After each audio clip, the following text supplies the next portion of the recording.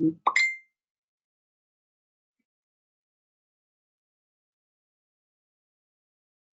everyone, thank you for joining. We are a few minutes, about 5 minutes early still. So once we hit 2:30, we will commence.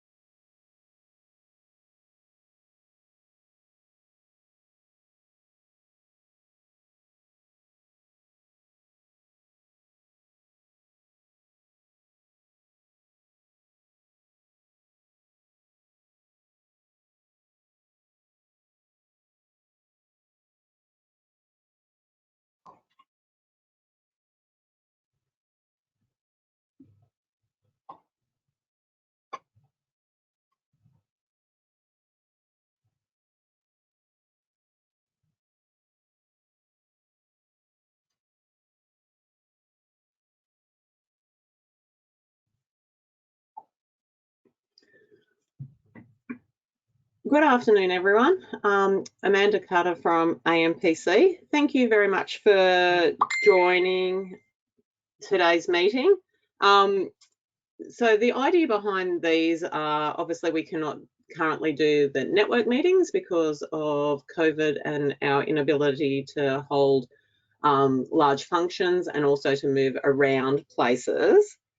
So what we've decided to do is do a series of webinars over the next up and coming months on a range of topics, and the idea is they'll be sort of 45-minute presentations with 15 minutes of questions and answers, and this one's being our very first one, so look forward to getting some responses, etc., from that and some feedback. So today we've got our project around visa and visa uses in the red meat industry, which is based off an AMPC project. I'm pleased to say that we've had 36 people register. So far I can see we've got 28 people online. So, but we will keep going just in the essence of people's busy calendars and times. And just want to make note, tomorrow we've actually got a webinar with the Department of Agriculture starting at 3 p.m. Eastern Standard Time. For those people over in the west or in the middle of the country, you just need to adjust your clocks slightly differently. So that is part of what the department would give an update on in terms of all things with the department, changes in meat notices, and hopefully they'll be doing a little bit on COVID as well and the impacts of COVID.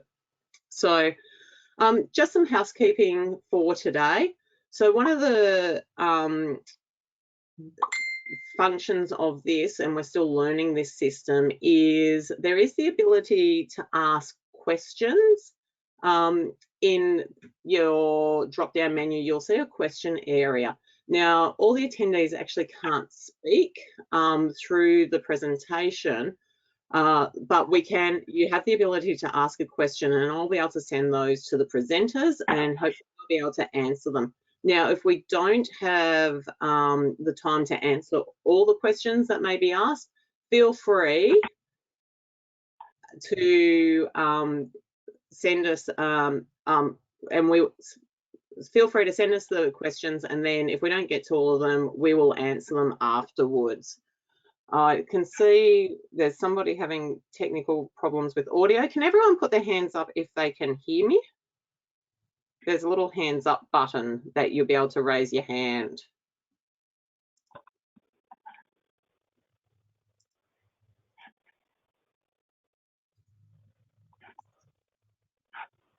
Okay.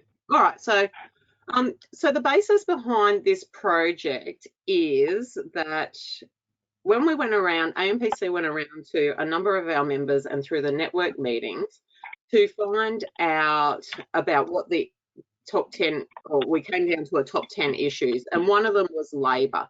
And under the labour section, we can, visas and the use of visas within our industry was strongly brought up through that consultation period.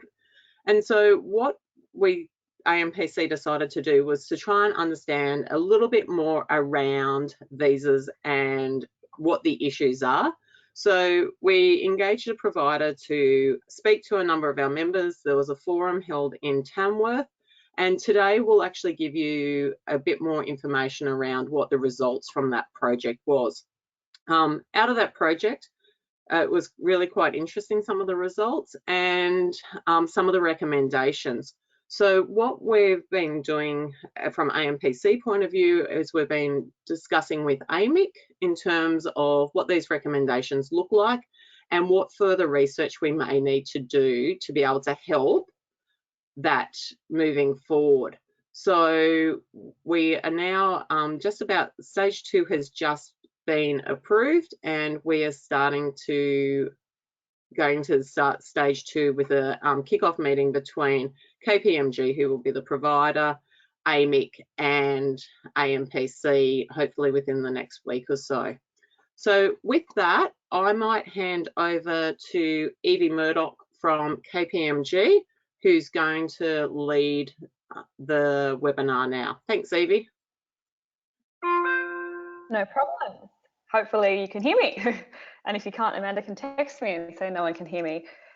So thanks, Amanda, for just giving that quick update on the project, and great to hear the background just to set the scene, as you'll see here on our little agenda, just as to who Georgie and I are and what we're here to help with. So I guess just to kind of give you a little overview of what we'd love to discuss in the next 55 minutes or so is the two projects that we've been working on over the last 6 months or so. And as Amanda mentioned there, we are very much at the beginning of stage 2. So looking forward to firstly showing you what we found from phase 1, and then giving you a quick understanding of what phase 2 looks like. We do also have, hopefully, Michael Ryan joining us from the Department of Ag to give a little bit of an update, specifically just on how visa use has changed, and some concessions are being made just in the last couple of weeks around COVID. As far as we're aware, Amanda, just FYI, Michael is still joining. We both saw confirmation for him this morning. But if we have any issues as we get towards that end of the webinar, I'm very happy to jump in and help out, present on some of those changes. Evie, just for your, Michael has, he's joined by telephone. Oh, okay, amazing. Well, welcome, Michael. I can't see you on my list, but that is wonderful.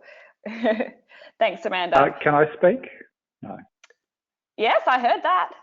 Oh, okay. So yes, it's Michael Ryan here. So yeah. Hi. Thanks, Michael. All right, so we will get to you, and I'm glad to hear that you are here safely. I was a little worried that we had lost you there. One big thing I very much want to put forward, and Amanda did mention this is the first time we've done a webinar session like this, and we're very keen to present our findings and our future work to you, but we very much want this to be an open session. So if you've got questions, please do use the go-to panel to ask them.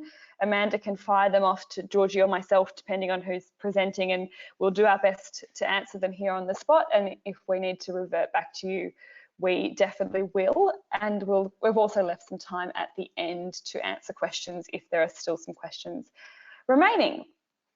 And with that, I'm going to jump straight into giving you an update on where we're at from a stage 1, sorry, not phase 1, project and what we did, and then we'll jump into the stage 2 project. So I guess, I keep getting a big screen, a little timeline on a page here.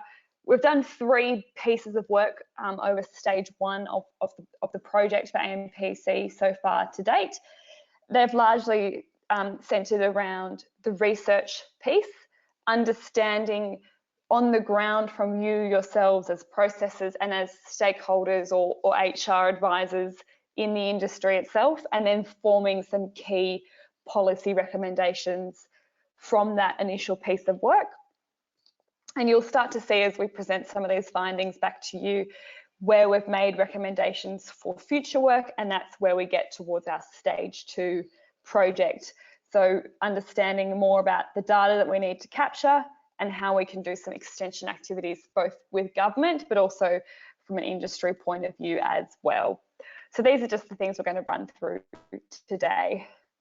So I'm going to start off with the stage 1 project and just give you a few kind of insights and understandings as we saw them. And like I said, if you ever have a question, just jump in and pass it through. And if it's one that we can address in the call now, Amanda will fire it off to us. So the 3 pieces of the project over the last 6 months of the end of last year really focused on, firstly, helping AMPC truly understand the scope of visa use in the industry and which visas are being used, how they're being used, the reasons and drivers for their use, but also some of the issues and pain points that are coming with the use of visas, and also inherently the reliance on visas as well. So the broad research piece at the beginning of the project really focused on looking at the information that was already out there in a first point of call, but then also looking towards international examples in the agriculture industry to understand the challenges and use of visas in other ag sectors. And I guess some key call outs in terms of that international piece is there are some really similar examples across America and across Canada and also across Europe, where we've seen foreign workers very heavily relied on in agriculture industries, and quite similar to Australia. So it's horticulture as a key one, and then closely followed by industries such as meat processing or food processing more broadly.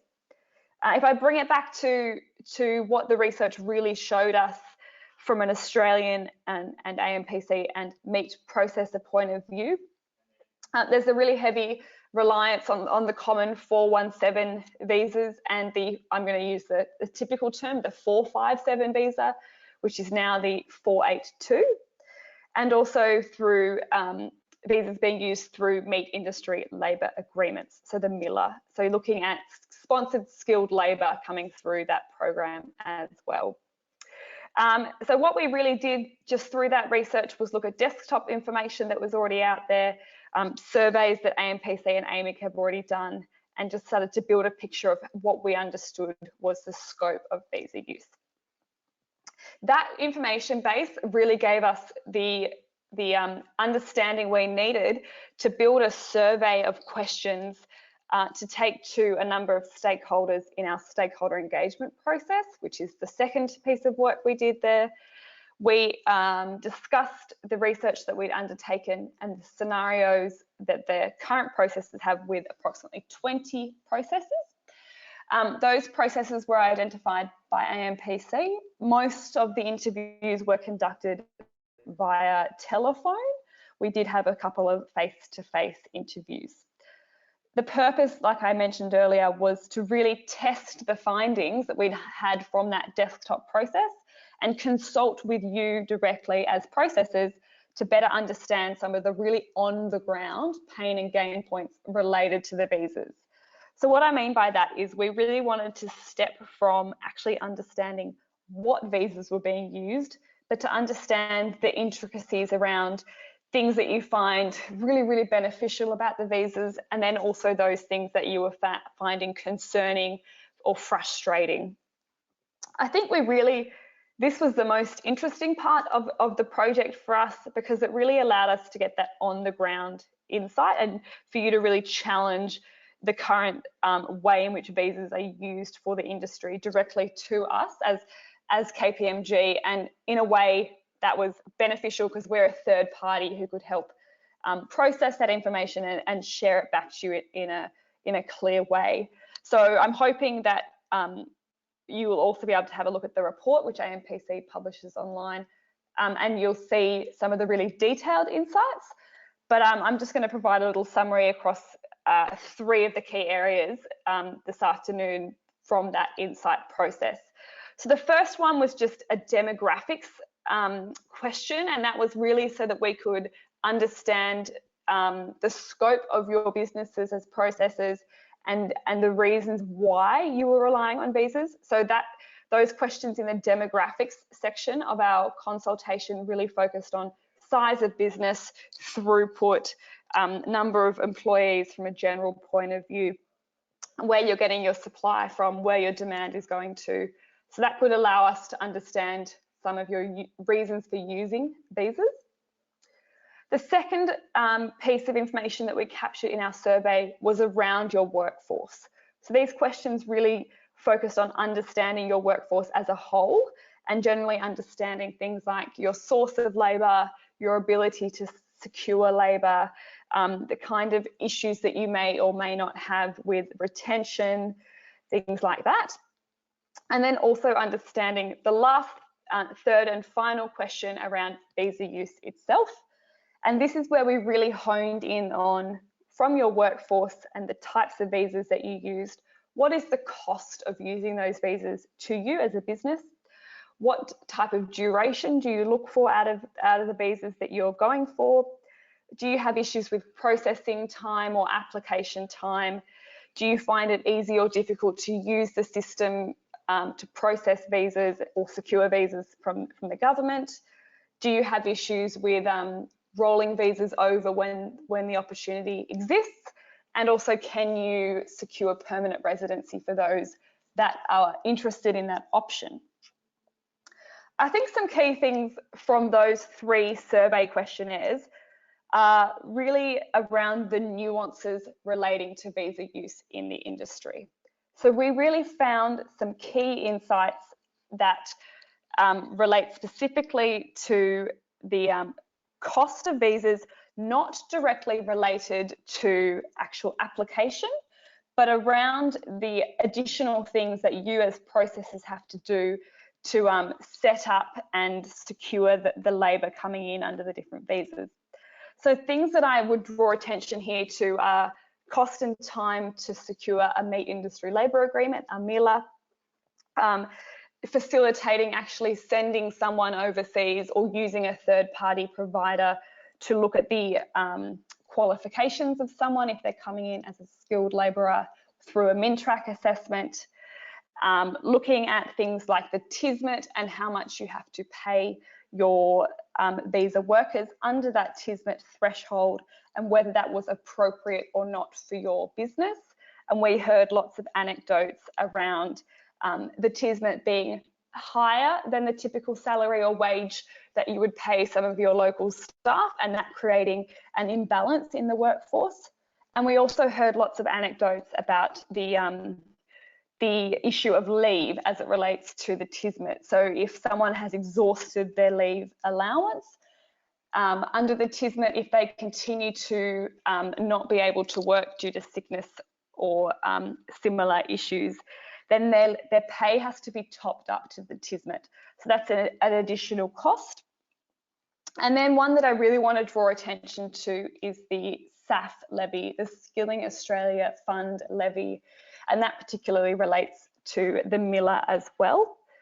So we heard from many a processor that the SAF levy is obviously incurred upon a visa being issued to a particular worker, but that SAF levy is intended to help increase the supply of local Australian labour through training and qualification programs. But actually, inherently, you told us many insights and anecdotes around the fact that you still bear the cost of training up that person or upskilling that visa holder. And it's like a double dipping action on the training of your labour. So not only are you paying the SAF levy and paying that to government, who is inherently investing in the local labour supply, but you're also having to pay to upskill and train the employee that you're bringing in under the visa. So we deep dived into that one a little more as well, just to understand more about how the SAF levy operates. And we saw some really interesting things along the lines of number of local people undertaking TAFE qualifications or qualifications in the meat industry through different Cert 3s and 4s, for example, declining in Australia. However, the number of people paying the SAF levy is actually increasing. So there's a bit of a disconnect under that SAF levy, and I'm focusing on it because it's a key one. The industry is paying a high levy and not necessarily seeing a direct reinvestment of that levy back into the meat industry, and actually through training providers such as TAFE, etc., that numbers in meat processing and meat handling certifications is actually decreasing. So just a couple of key things to point out there. And again, all of that is really detailed in our report if you'd like to read more about some of those insights. The last thing I'm going to jump to is just our third and final piece of work from stage 1, and that was the process of going through some hypothetical scenarios and then starting to develop strategic policy recommendations. So the process we went through here was hosting a workshop in Tamworth, and I know that some of you on the line here did participate in that process, both face-to-face or via teleconference. So that process was an opportunity for us to present to you at the time what was 3 hypothetical scenarios for how AMPC could help you as an industry improve and facilitate the use of visas. And we tested those with you, and what we landed on was 2 key insights. So the 3 hypotheticals as a summary for you, they can be found in the report. The first one was looking at the Miller. That one you'll clearly see on the page here has stayed. The second one was improving a pathway to permanent residency. Again, you'll see that one has obviously stayed. And the third one that I can mention to you here is the fact that we recommended considering a system such as a single window for processing visas. And sorry, that's my coffee machine in the background going off. Processing visas, so to facilitate the process and the processing time. That one didn't make the final strategic policy recommendation because it was actually discussed with you at that Tamworth workshop as being a little bit beyond what was really needed, and that these 2 strategic policy recommendations would be able to deliver a more better and tangible benefit for you in the short and long term. I'm just going to stop there and say, is there a question? No, it's Amanda talking to me. Okay, if you've got a question, like Amanda said, feel free to send it through. I'm happy to stop and answer it. So I'm just going to deep dive a little into the policy recommendations that we did land on. And again, they're detailed quite heavily in the report with some key recommendations alongside each one. And those recommendations are split up into both short-term kind of quick wins and longer-term kind of actions that are required both from industry and from the processes where you can participate yourselves. So the first one specifically targets the Miller, and it's specifically addressing some of the key issues that you brought up with us around the criteria and the administration that relates to the Miller process. And I think the one that I'll keep focusing on, because it's a really key one, is the SAF levy within that, and the double dip action that seems to occur through that SAF levy. That's a prioritised recommendation through that first strategic policy position there. So that recommendation is really trying to look at and understand from the department's point of view, when you pay a SAF levy, how can we make sure that your industry as processes is benefiting from the levy that you are paying in, an equal amount that you receive out of that. Again, there are a number of subcategories to that. And then the second policy recommendation is improving the pathway to permanent residency. And this one's really focusing in on your pain point that you brought up with us around an inability to really secure, inverted commas, good staff, as you said to us. If you've got someone who is on a short-term visa, a working holiday maker, for example, and they're really interested in staying on in the business, how can we facilitate their either pathway to permanent residency or at least facilitate a longer term stay at a specific site if that's beneficial to both parties. So again, that's a flex or change requirement to some of the concessions or restrictions around the current visas that the AMPC organisation is going to look at in the future stage, how they can help convey the message we've found from you to the right people in government to be able to secure or look at securing some positive changes for you. So like I mentioned earlier, each recommendation really is detailed in full in the report, and each of those recommendations has quick wins and longer term actions, and those are aligned to a government engagement plan in how AMPC can help take this forward for you. So if there are any questions, do fire them away. That was a brief kind of summary of our stage 1 project. I guess it's a really good time for me to kind of stop and show the key next steps from that project relating to those outcomes.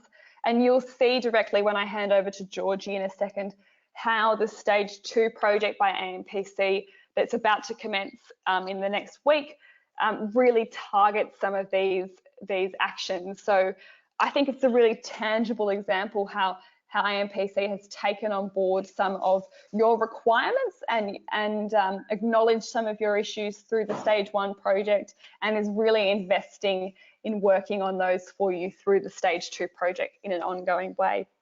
So some of the key next steps, we're going to partner with Amick to understand the best approach to engaging with the government to look at these policy recommendations. And I know Ken's on the line here, so hi Ken. We've also proposed that there's a definite issue with extending the research scope and just securing a little more data from you as processors to shore up some of the information that we captured in stage 1, to be really able to indicate to government and to the right people the issues this visa kind of conundrum is causing you, and how there are some great quick wins we can secure. We're also going to help develop a few education materials for you and host a few more webinars like this one to detail some of the ongoing changes as they relate to visas and keep you abreast of those changes. That was a clear thing we heard from stage 1, that actually just keeping abreast of the constant change in visas is difficult. So we're going to try and help you do that. And there'll be more opportunities for you to listen into webinars like this in the future. And then the next 3, moving along the page there, government engagement, that's the key thing for the next project, and moving forward on how we can help with a workforce plan in the future. So I'm going to slide on to the next step, which is just a quick overview from Georgie, because we've got no questions still, Georgie. And that's just giving a little bit of an update on how we're shifting from stage 1 to stage 2, and just to really elucidate where processors can keep involved in that stage of work. So I'll fire over to you, Georgie. Wonderful, thanks Evie. And look, I think Evie's set a very good frame there in terms of how stage 2 really provides an extension of the stage 1 outcomes that we've just walked through. So just to break down the 3 key areas of the stage 2 project in a bit more detail, phase number 1 there you'll see is the full market research. And as Evie articulated, we had engaged with a handful, a representation of the processor members as part of stage 1. And really in stage 2, what we're looking at here is how do we get more data, how do we quantify and provide, I guess, more defensibility to the insights that were collected through stage 1. So the full market research is a whole of industry data collection process, and I know that can sound like a daunting task, but I guess our aim is to provide a very simple, straightforward data capture opportunity to pull all of your broader views, costs, insights, challenges, opportunities, impediments around some of the current visa arrangements, to really allow us to provide, I guess, more quantifiable evidence around those strategic policy recommendations, and really trying to understand how does this impact or impede any of the growth and strategic objectives within your businesses.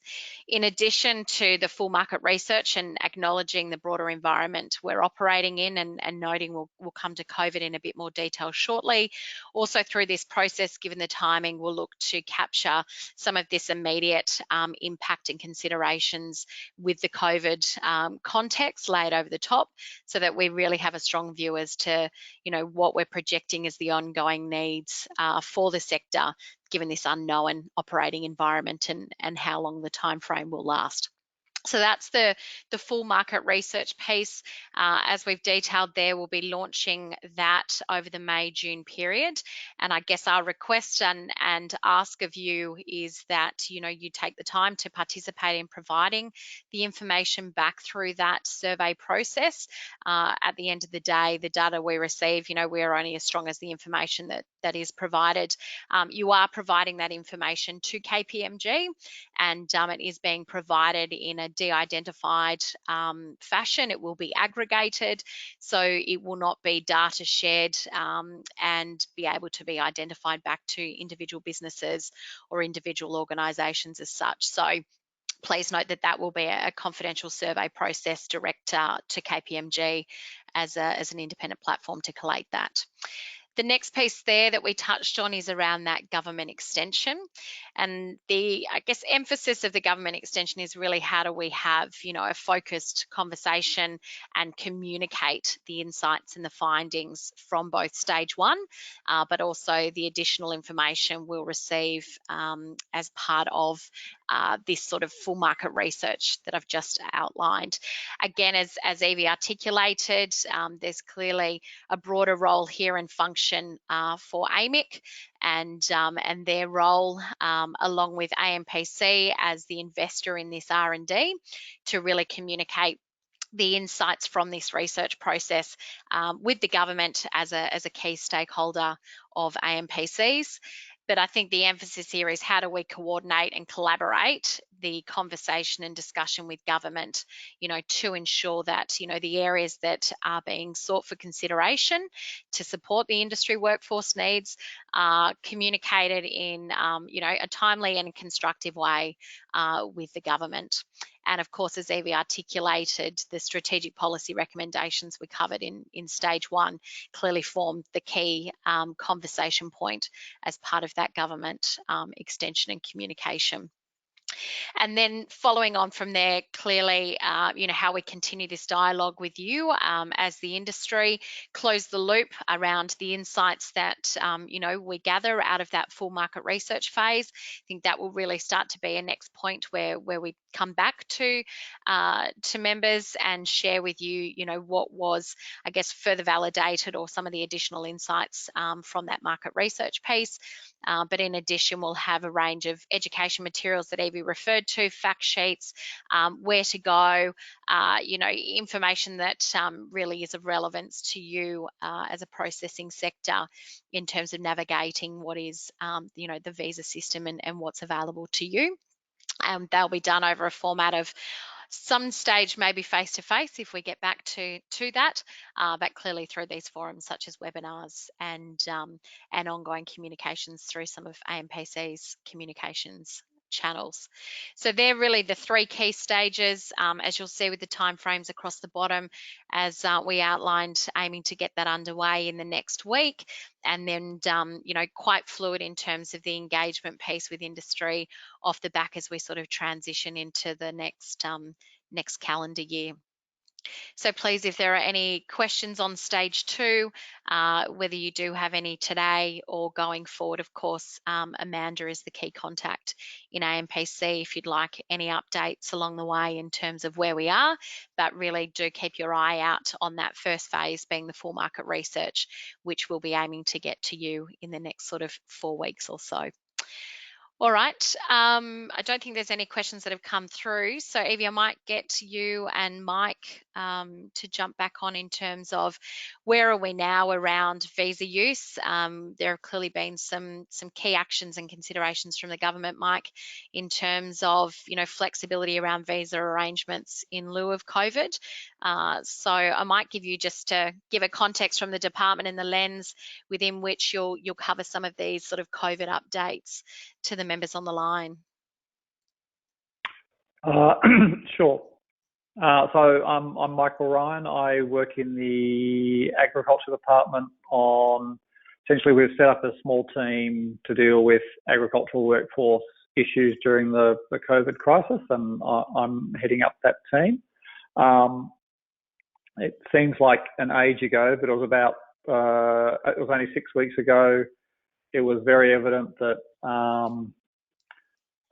opportunities for seasonal workers and others to return home were rapidly closing, and the government wanted to act to make sure that people could remain here legally and have work rights if that was part of the original sort of arrangements that they were here under. So there was essentially the key thing is probably a visa of last resort. So the temporary activity subclass 408 Australian government endorsed event visa. So that's a visa category which is normally here for things like if Australia was hosting the Olympics, that would be a designated event and people could come and work in Australia as part of preparing for the Olympics. But it's a fairly flexible visa category, and so they've declared COVID an event, and there's a visa category in that collection that allows people to stay here and have work rights if they don't have access to any other visa pathways. So on the 4th of April, all these options went live, and there is a step-by-step guide that's available on the Home Affairs website if people are looking to work through a visa extension. So I'm happy to, I'll dig out the link and forward it through to Amanda and Evie, and they can share it with you. Essentially, the framework is for working holiday makers who are here. They have an option to apply for a second or third year working holiday visa if they've completed the work requirements for that. So they're encouraged to apply for those, and if they aren't eligible for a further working holiday visa maker, then they can apply for the 408 visa. Specific Labour Scheme workers can apply for an extension to their visa, and they're encouraged to apply for an extension to the 403 Pacific Labour Scheme visa stream.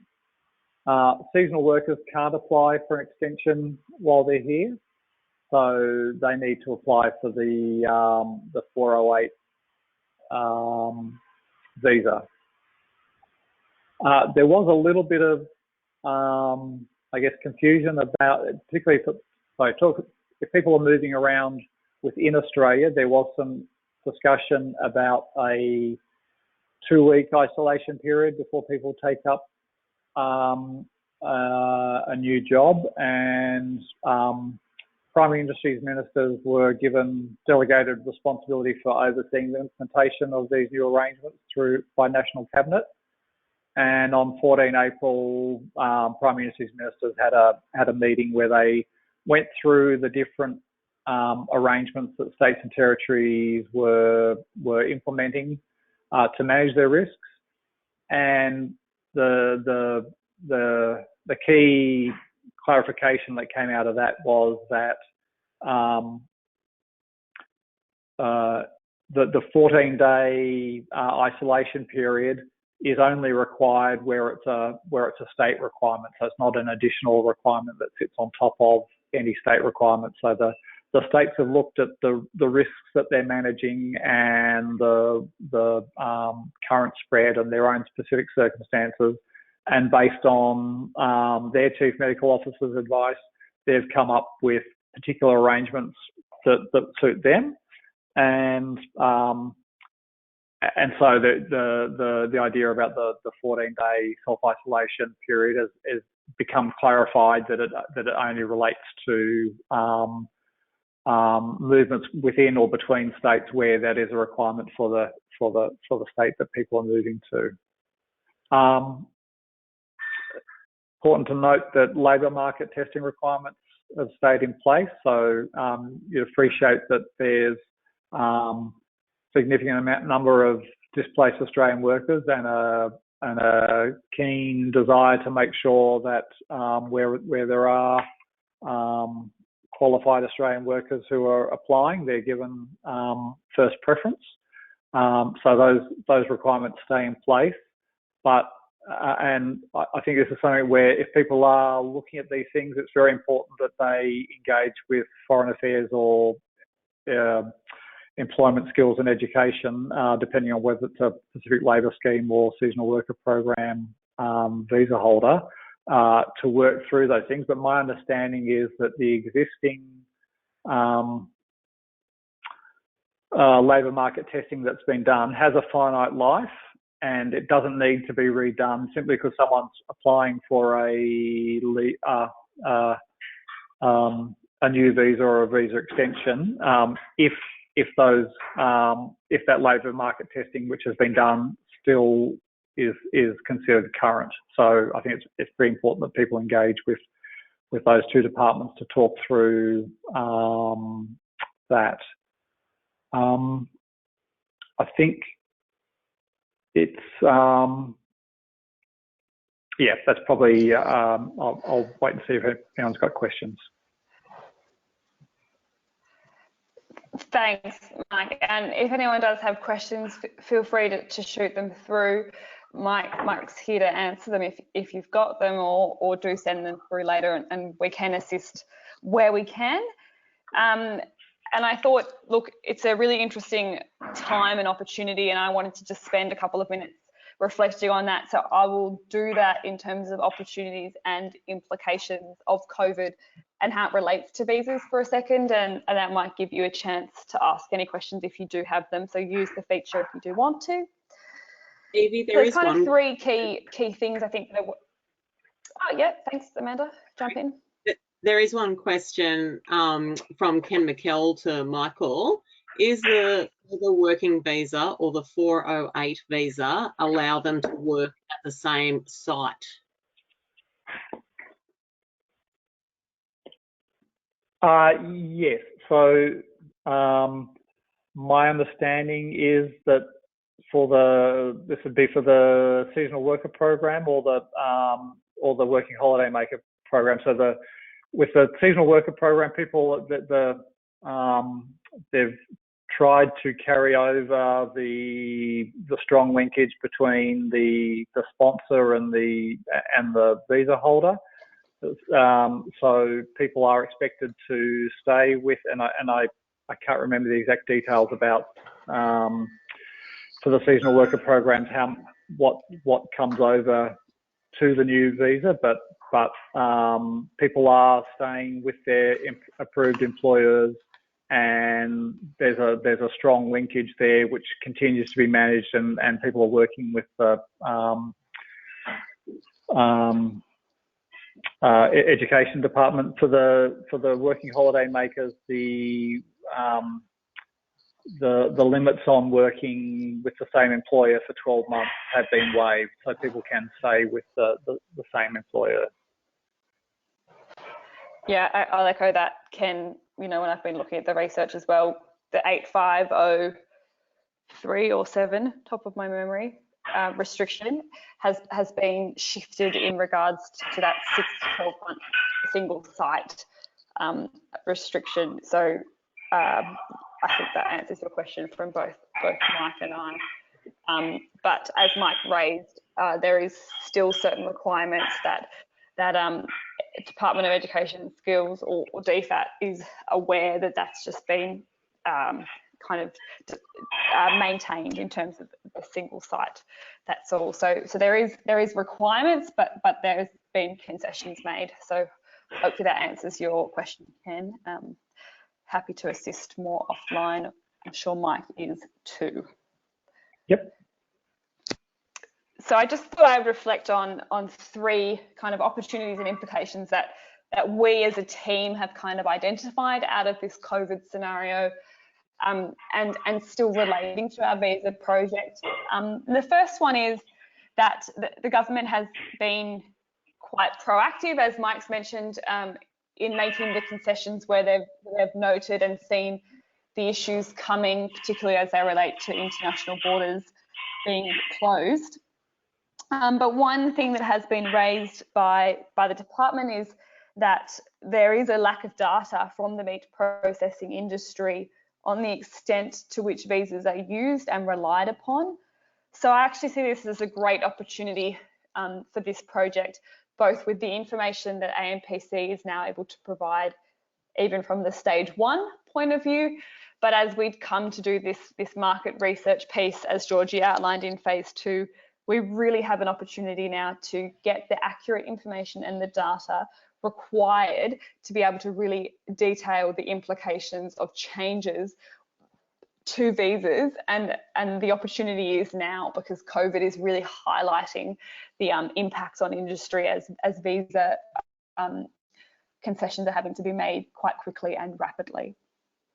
And the second thing related to that point is that we will try and ask you some questions about how COVID and visas have interacted with your business as part of our research survey, because it's an opportunity to capture the information, and that information might be really useful when it comes to planning for future scenarios.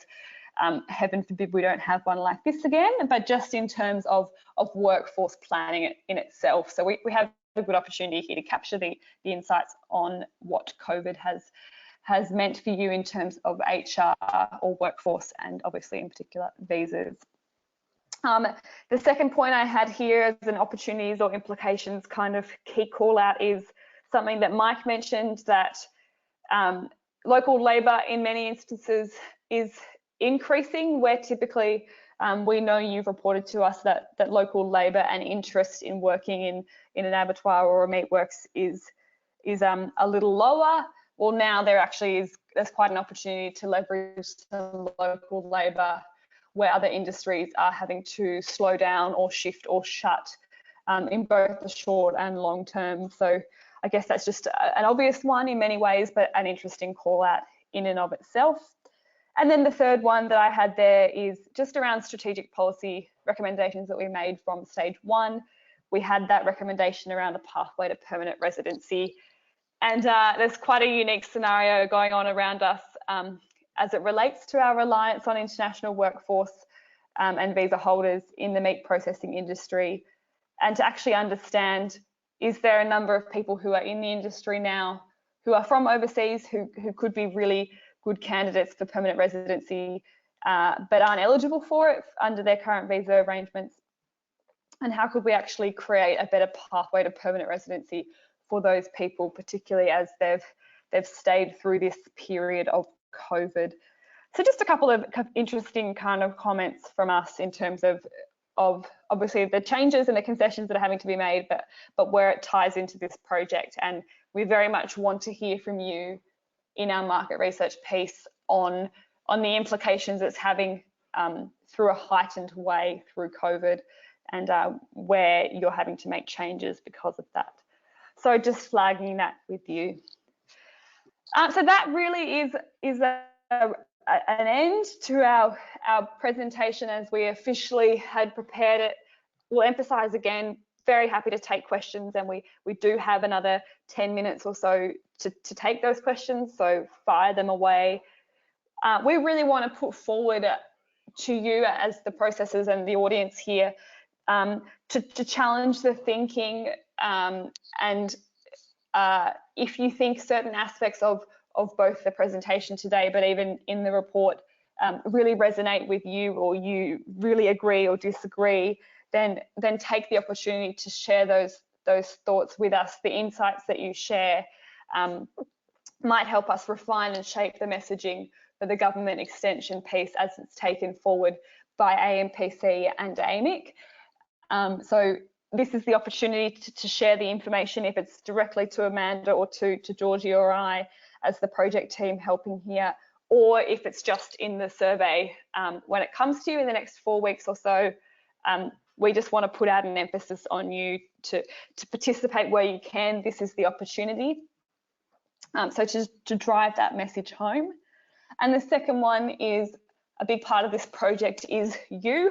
You are the industry, and we want to help make sure that we're communicating the outcomes and the insights to you in a bit more of a rapid fire way in this stage of the project. And that is going to be done through those network meetings, webinars now, but maybe face-to-face in the next 6 months or so. So we want to know what you're looking for. If there's something in particular that we can help with, or we can look into for you, or if we could test with your fellow industry counterparts, we offer a good way of being an intermediary between yourselves, and we can de-identify and share information in an appropriate and confidential way. And we're happy to facilitate that where we can and where it's beneficial for the project.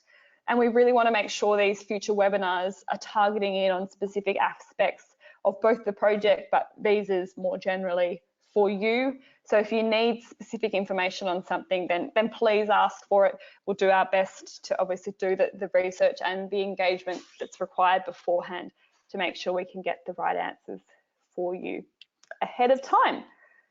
So thanks, Amy. So there's a few questions. I'm not quite sure if you can see the questions.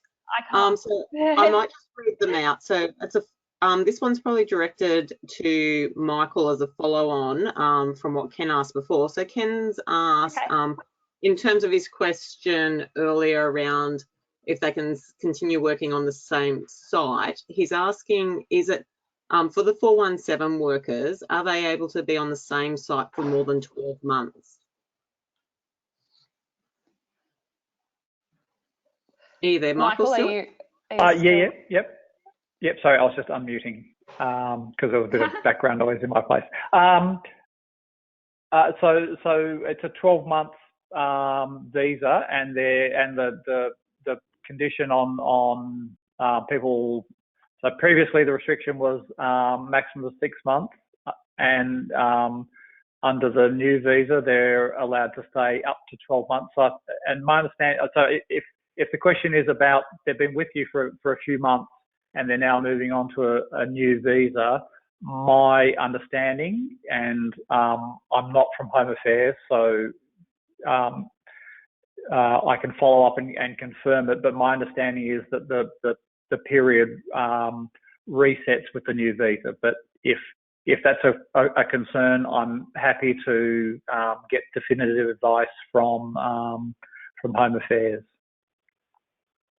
Thanks, Michael. I think it's probably around the extension due to COVID. But what I might do is, if you're happy, I'll forward your details on to Ken from Amick, and he can liaise with you directly, and then he can let everyone know. Yeah, sure. Yep. Then the next question is, have you looked at, or this is probably more for Evie and Georgie, have you looked at the impact of the Pacific Labour Scheme on visa use and long-term impacts for the industry? Hi, Belinda, I believe that question's coming from you. We did look at the Pacific Labour Scheme, and where we engaged with the processors who were part of the Stage 1 project, we were definitely recording those who were using Pacific Labour Scheme workers and some of the kind of pain and gain points of using those workers. So we have definitely looked into that, and there is some insights in that Stage 1 report. But from a broader perspective, in terms of your question around long-term impacts, that's where I think it's going to be really interesting for our Stage 2 project, as we look at a really whole of industry data collection process, is we need to be able to say from across the board in a broader way, what is the impacts of these new schemes or newer schemes, and as they relate to both other visas and workforce more broadly. So I hope that answers your question in terms of, yes, we did look at it at a high level in phase 1, but it would definitely be a consideration as part of our phase 2 data collection piece, is to get some more holistic information that will be able to give us a little bit more of an opportunity to look at those longer term impacts, as you're calling them out there.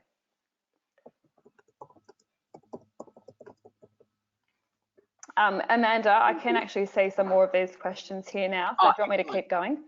Yeah, that would be fantastic. Thank you. There we go. I think there might be a couple of people that are having some audio issues, so hopefully that will fix themselves up, fix it up for them. Okay, I hope so. I was going to say I could speak louder, but then I'll just be yelling at the room around me. So I can see there's a question there from Wayne. What period of time for the market research is going to be considered current, and to make sure we don't have to redo it? Great question. There will be some timeframes outlined in the market research as we frame that up to you. And the reason for that is we want to understand the impact of visas in a here and now kind of capacity, and particularly because of this opportunity to understand the impact from COVID.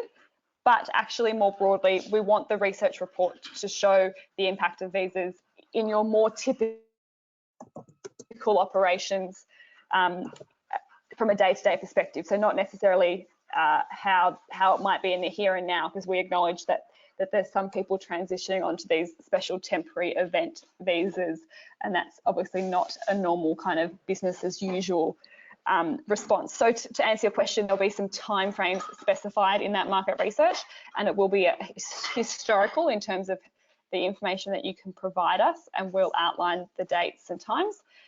definitely the aim and purpose will be to make sure you don't have to redo it in 2 months' time by any means. So I hope that answers your question there. Another one I can see there, Amanda, is from Rod. Hi Rod, hope you're well. Your question is, are we going to consider transitional arrangements for the 403 to move to other visa types, for example, the 482 or the old 457? I think, in my opinion, that one comes under our second policy recommendation about better pathways and transitions between visas, particularly as they relate to looking ahead at permanent residency options. So that will definitely be something that comes under that strategic policy recommendation. And if you've got some suggestions or tips or insights there, then definitely feel free to send them through to us if you've got some specific piece of information that you think is relevant there. But a few people have brought up that specific 403 through to other visas scenario with us. So we're definitely across that one. That's all I can see, Amanda. So unless there's a few more on there that I can't see. I'm just having a quick look. No, I think we've covered everyone. If anyone has any last questions, feel free to type them now. And while you're typing, I'll just take this opportunity to thank the industry for engaging in this new platform. I think everyone's gone through an amazing learning curve on what we can do with technology at the moment. And it's really opened our eyes at AMPC, as well as other ways that we can engage, not only just through the network meetings and innovation collectives. We do have a survey at the end of this. So when we finish the webinar, there is a quick survey. I think it's only got 9 questions. We would really love your input into how we can improve these, if it hit the target of what you're wanting to hear and what else you would like to hear. So really would appreciate that. Just want to also acknowledge Ken made a comment, Ken McKell from Amick made a comment, which I think is very valid, that we need to be able to work as an industry. It's important that the meat industry needs to be speaking as one voice to government. So totally agree with that, Ken, and really hope that everyone on this and industry embraces this stage 2, which is really designed, hopefully, to get everyone speaking on the one platform as the one voice to government. So that's great. And big special thanks to Evie and Georgie from KPMG for their time and effort of putting the work into the stage 1, and then also creating the recommendations and moving into stage 2.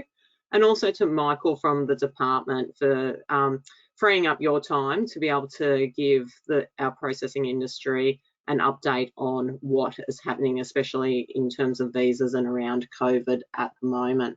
So I really appreciate everyone's efforts and to be able to make this worthwhile. Now, as I said, we do have another webinar tomorrow starting at 3 o'clock, which is with the Department of Ag in terms of quality assurance. So if anyone would still like to register for that, you still can. And by the looks of it, you've got out of it scot-free. It doesn't look like there is any more questions that have come through that I can see at the moment. So wonderful. I think, well, we reiterate your comment, Amanda. If there's any questions for us, then happy to take them later as well. But we do look forward to working as an industry through this stage 2 piece of work.